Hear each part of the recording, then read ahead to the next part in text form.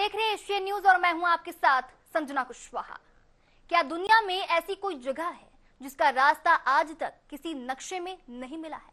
क्या हिमालय की बर्फीली चोटियों के पीछे ऐसा कोई राज्य छिपा है जहां ना बीमारी हो, ना युद्ध, ना लालच, ना मृत्यु का भय, जहां आज भी रहते हैं दुनिया के सबसे शक्तिशाली योगी, जहां सुरक्षित है ऐसा ज्ञान जो पूरी मानव सभ्यता को बदल सकता है? क्या वही वो स्थान है जहां कलयुग के अंत में भगवान विष्णु के अंतिम अवतार कल्कि जन्म लेंगे? आज हम तलाश करेंगे दुनिया के सबसे रहस्यमयी राज्य शंभाला के रहस्य की। दुनिया में ऐसी कई जगहें हैं जिनके बारे में कहा जाता है कि वहां सामान्य इंसान नहीं पहुंच सकता। अटलांटिस, एल डोराडो, शंग्रीला, लेकिन इन सब में सबसे रहस्यमयी नाम है शंभाला। बौद्ध मान्यता के अनुसार भगवान बुद्ध स्वयं राजा सुचंद्र को कालचक्र तंत्र की शिक्षा देने शंभाला पहुंचे थे। यहीं से शंभाला सिर्फ एक राज्य नहीं बल्कि गुप्त ज्ञान का केंद्र बन गया।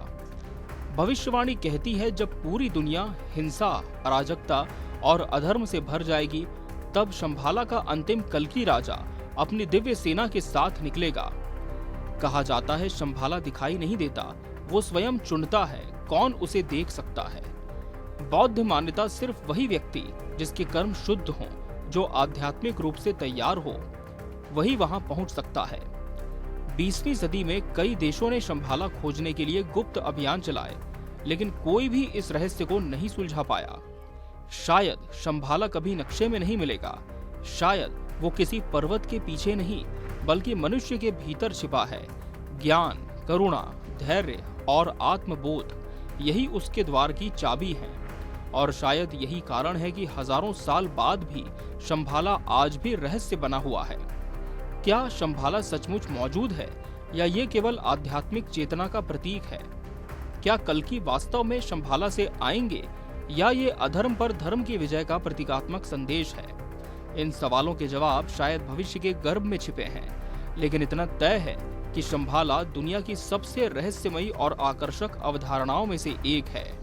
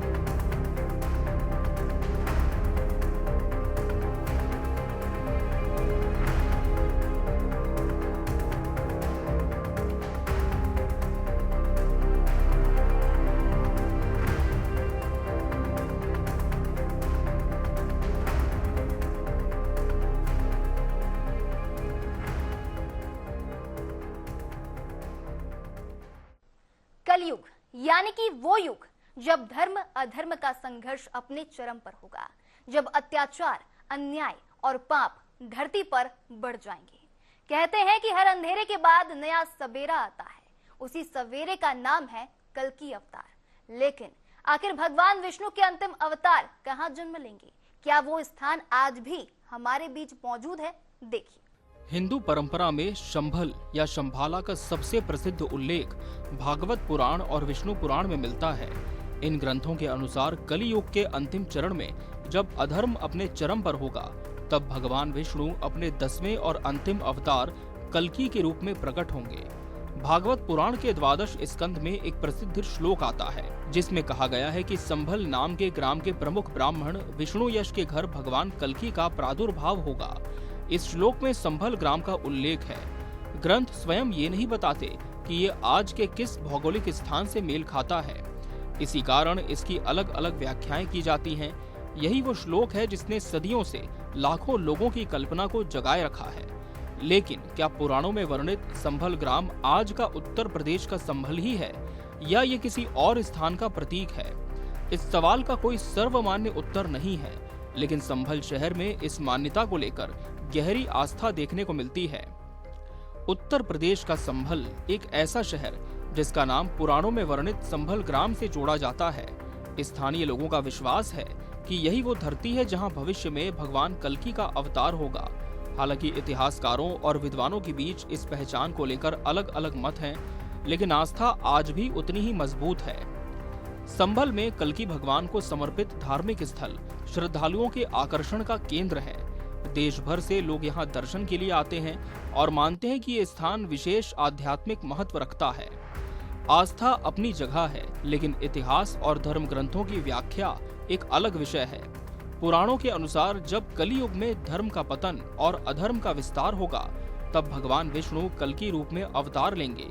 ग्रंथों में विष्णु यश नामक ब्राह्मण और उनकी पत्नी सुमति का उल्लेख मिलता है। कल्कि देवदत्त नाम के घोड़े पर सवार होकर अधर्म का नाश करेंगे और धर्म की पुनर्स्थापना करेंगे। ये धार्मिक परंपरा और आस्था का विषय है, जिसकी अलग अलग व्याख्याएं भी मिलती हैं। यानी ग्रंथ भविष्य की एक धार्मिक परिकल्पना प्रस्तुत करते हैं, लेकिन इसे लेकर स्थान और समय की व्याख्या आज भी चर्चा का विषय बनी हुई है। तो क्या उत्तर प्रदेश का संभल वास्तव में वही संभल ग्राम है जिसका उल्लेख पुराणों में मिलता है, या बौद्ध परंपरा का शंभाला कुछ और ही कहानी कहता है?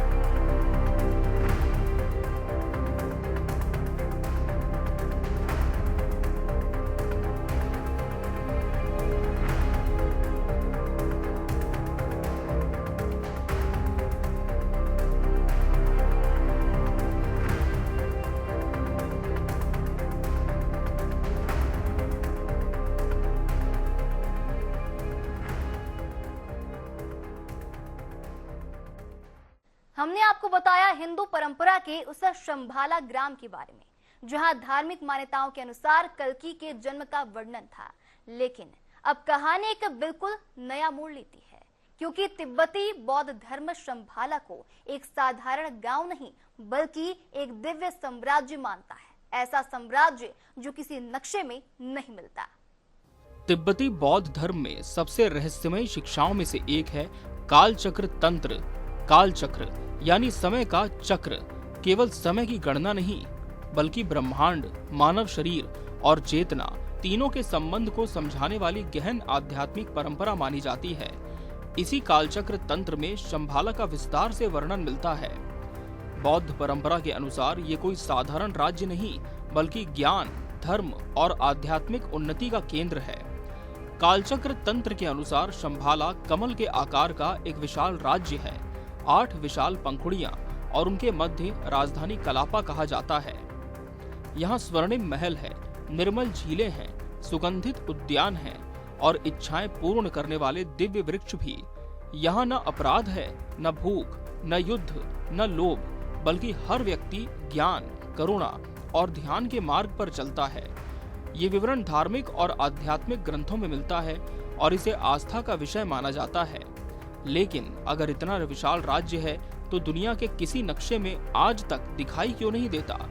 क्या ये सचमुच हिमालय के उत्तर में छिपा हुआ है या फिर इसका रहस्य कुछ और है? बौद्ध परंपरा में शंभाला की व्याख्या केवल भौगोलिक नहीं बल्कि आध्यात्मिक भी है। 14वें दलाई लामा ने अनेक अवसरों पर कहा है कि शंभाला को केवल भौतिक स्थान के रूप में समझना पर्याप्त नहीं है। उन्होंने इसे बाहरी, आंतरिक और गुप्त 3 स्तरों पर समझाया। बाहरी अर्थात धार्मिक ग्रंथों में वर्णित शंभाला आंतरिक यानी मानव शरीर और चेतना की साधना, और गुप्त यानी पूर्ण आध्यात्मिक अनुभूति। उनके अनुसार शंभाला तक पहुंच केवल यात्रा से नहीं बल्कि साधना, करुणा और आध्यात्मिक योग्यता से जुड़ी मानी जाती है। कालचक्र परंपरा में शंभाला का वर्णन एक आदर्श राज्य के रूप में मिलता है। इसे केवल भौतिक स्थान मानना पूरी परंपरा को सीमित कर देना होगा। बौद्ध दर्शन में शंभाला बाहरी, आंतरिक और आध्यात्मिक तीनों स्तरों पर समझा जाता है, इसलिए इसे खोजने से अधिक समझना आवश्यक माना जाता है। कालचक्र तंत्र में शंभाला के राजाओं की एक वंशावली का उल्लेख मिलता है। परंपरा के अनुसार पहले 7 धर्म राजा और उनके बाद 25 कल्की राजा शंभाला पर शासन करेंगे। यहाँ कल्की शब्द राजाओं की उपाधि के रूप में आता है, जो हिंदू धर्म में वर्णित भगवान विष्णु के अवतार से भिन्न संदर्भ रखता है। कालचक्र परंपरा में ये भी वर्णित है कि भविष्य में जब संसार में हिंसा, अराजकता और अधर्म जैसी स्थितियां चरम पर होंगी, तब अंतिम कल्की राजा धर्म की रक्षा के लिए एक निर्णायक संघर्ष का नेतृत्व करेगा, जिसके बाद शांति और समृद्धि का एक नया युग स्थापित होगा। बौद्ध विद्वान इस वर्णन को अलग अलग तरीकों से समझते हैं। कुछ इसे प्रतीकात्मक आध्यात्मिक संघर्ष मानते हैं, जबकि कुछ इसे भविष्यवाणी के रूप में देखते हैं। एक ही नाम कल्की, एक ओर हिंदू धर्म जहां कल्की भगवान विष्णु के अंतिम अवतार हैं, दूसरी ओर कालचक्र तंत्र जहां कल्की राजाओं की उपाधि है। क्या इन दोनों परंपराओं के बीच कोई गहरा संबंध है या ये दो अलग अलग आध्यात्मिक परंपराएं हैं?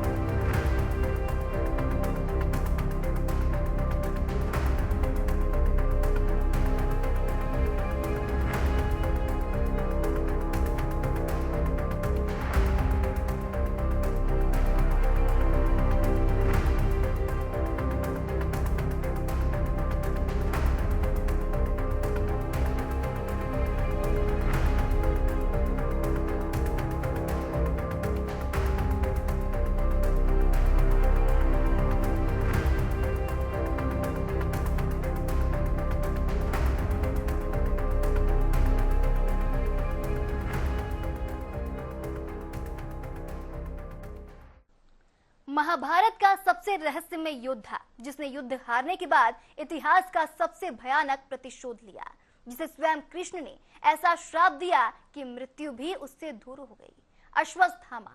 लेकिन क्या उसकी कहानी महाभारत के साथ खत्म हो गई? क्या कलयुग में भी उसका कोई अधूरा मिशन बाकी है?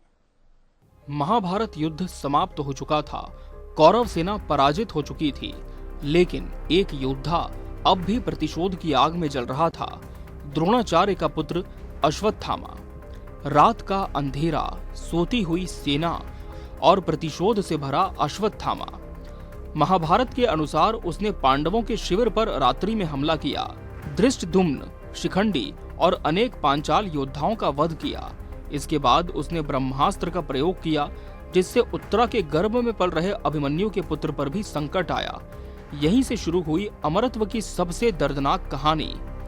देश के अलग अलग हिस्सों में अश्वत्थामा को देखने के दावे समय समय पर सामने आते रहे हैं। हालांकि इन दावों की स्वतंत्र पुष्टि नहीं हुई है, लेकिन लोक कथाओं में अश्वत्थामा आज भी जीवित माने जाते हैं। अब कहानी पहुंचती है शंभाला हिंदू परंपरा में, संभल ग्राम, जहां धार्मिक मान्यताओं के अनुसार कल्की अवतार का जन्म होगा। वहीं बौद्ध कालचक्र परंपरा शंभाला को एक दिव्य राजा बताती है। भागवत पुराण, विष्णु पुराण और अन्य ग्रंथ कल्की अवतार का उल्लेख करते हैं। दूसरी ओर कालचक्र तंत्र शंभाला को ज्ञान और आध्यात्मिकता का केंद्र मानता है। ध्यान रहे कि प्रमुख हिंदू पुराणों में अश्वत्थामा को शंभाला का रक्षक नहीं कहा गया है। यह विचार कुछ बाद की कथाओं, लोक परंपराओं और आधुनिक व्याख्याओं में मिलता है। यानी यही सबसे बड़ा सवाल उठता है, क्या अश्वत्थामा और शंभाला का संबंध ग्रंथों में है या बाद की लोक कथाओं में? कुछ आधुनिक कथाओं में दावा किया जाता है कि अश्वत्थामा परशुराम, हनुमान और कृपाचार्य कल्की के सहयोगी होंगे, लेकिन क्या ग्रंथ भी यही कहते हैं? कल्की पुराण में परशुराम द्वारा कल्की को शिक्षा देने का वर्णन मिलता है। हालांकि अश्वत्थामा और कल्की के प्रत्यक्ष मिलन का स्पष्ट वर्णन प्रमुख पुराणों में नहीं मिलता। कालचक्र परंपरा का कल्की और हिंदू परंपरा का कल्की अवतार अलग संदर्भों में प्रयुक्त होते हैं। हालांकि दोनों में धर्म की पुनर्स्थापना का विचार दिखाई देता है। हिमालय की अनेक गुफाओं और आश्रमों से जुड़ी लोक कथाएं आज भी अश्वत्थामा के जीवित होने की बातें कहती हैं, लेकिन इनका कोई प्रमाणित ऐतिहासिक साक्ष्य उपलब्ध नहीं है। महाभारत हमें बताती है कि अहंकार और प्रतिशोध मनुष्य को अमर होकर भी अकेला छोड़ सकते हैं। शंभाला हमें याद दिलाती है कि धर्म, ज्ञान और करुणा अंततः अंधकार पर विजय पाते हैं। क्या अश्वत्थामा आज भी धरती पर हैं? क्या कल्कि का समय निकट है? क्या शंभाला वास्तव में मौजूद है? इन सवालों के निर्णायक उत्तर आज हमारे पास नहीं हैं, लेकिन इतिहास, आस्था और लोक कथाओं का ये संगम भारतीय परंपरा के सबसे आकर्षक रहस्यों में से एक जरूर है।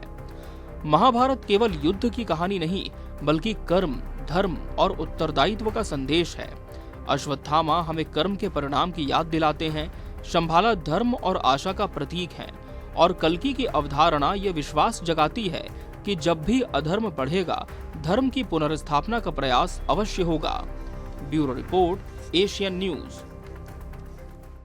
फिलहाल हमारे इस खास पेशकश में इतना ही। अगली बार फिर हाजिर होंगे एक नए विषय को लेकर। तब तक के लिए देखते रहिए एशियन न्यूज। नमस्कार।